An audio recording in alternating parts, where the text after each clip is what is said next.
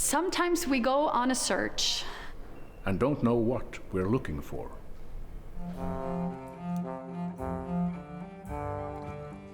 When I was young, I used to injure myself a lot. And what circus has taught me is that now I can still be an idiot, but in a safe way. Now I'm professional at being an idiot. In the show I jump teeterboard with Aaron. It requires us to be really sync with each other, and we really need to trust each other. So you always need to be aware of how much risk is there and how you can deal with it in a safe way. You can't really see it, but it's kind of a duet, if I may. It's the work of the technician is as important as the work of the artist on stage, I would say. It really is a collaboration that makes the whole trapeze act possible. Det är helt genomtänkt. Vi har ju många inspektörer, vi har försäkringsbolag, många som kommer och ifrågasätter såklart. Och det är ju det som jag tycker skiljer ut cirkus från väldigt mycket annan farlig sport. Att vi räknar inte med några skador. It's a nice challenge to work with circus artists and how focused they are, and also they can adapt to any situation. You can make the mistake into a new trick that you come up in the moment. You end up with a big library of these saves, so to speak, that usually makes a better show than if you wouldn't have dropped. If you don't drop at all, it almost looks too easy and people think that you were maybe not that great.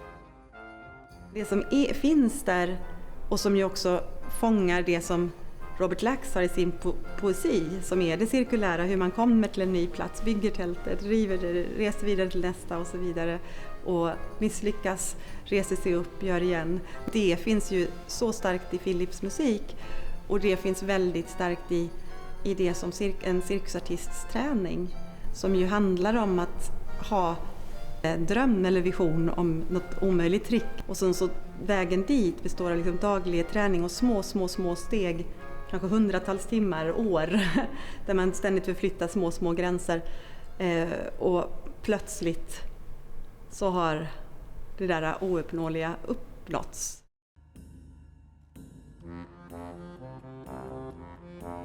Här kommer liksom Philip Glass musik. Han är den största tonsättaren liksom nutid. Och cirkus och opera, och så kan vi liksom befria oss från olika fasta normer och hur det ska vara och skapa något helt nytt. Det är liksom precis som konsten ska vara, tycker jag. Jag undrar bara varför detta inte gjorts innan.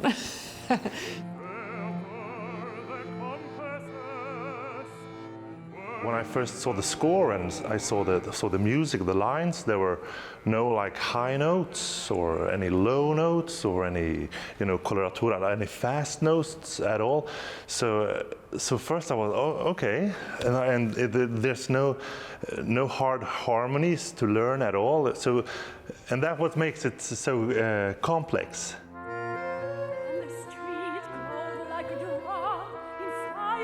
It's like moods changing in his music rather than it's describing and painting with instruments and voice. So it's like we are included in this collage of sounds. It's not difficult to sing. I mean, the art doesn't lie in the technique of singing it. It's just the art is how you present it and make it comprehensive.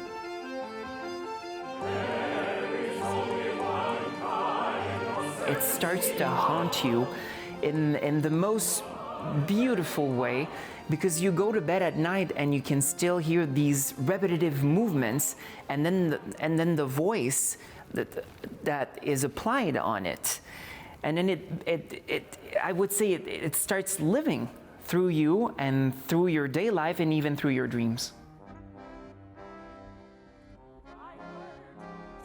The costumes by Magdalena Åberg is, I would say, like a candy box. And I get to have this amazing dress, all the colors, and to play with the skirt. And I also get to embrace like this. The hairy legs, you can play with the grotesqueness with the hair. So it's a lot of fun. Costume is really essential. It can help you with your character a lot. Just putting this on, I feel very noble in a way and aristocratic, but also a bit vicious. Cirkusens guldålder är ju 1800-talet och Philip Glass musik och Robert Lax poesi är så minimalistiska och cirkusens tradition är ju maximalistisk. Alltså det är extra allt och extra ornamentik. Så att i den här korsningen har jag försökt både behålla cirkusens uttryck men också försökt göra en minimalistisk tolkning.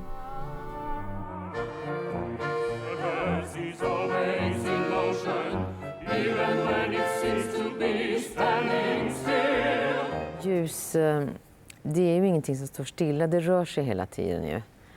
Och det ser man väldigt tydligt i den här föreställningen, att ljuset är rörligt och artisterna är rörliga. De springer omkring och upp och ner och ljuset också hänger med i olika rytmer. Och så att det är ett ständigt flöde av olika stämningar som det finns inte så mycket realism.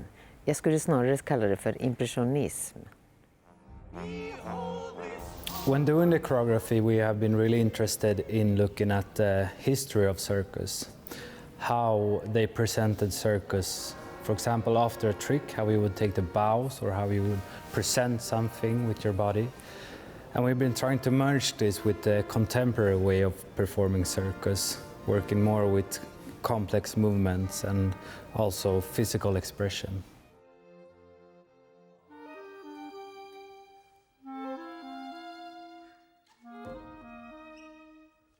Robert Lax, just thinking of him, I really feel calm in a way.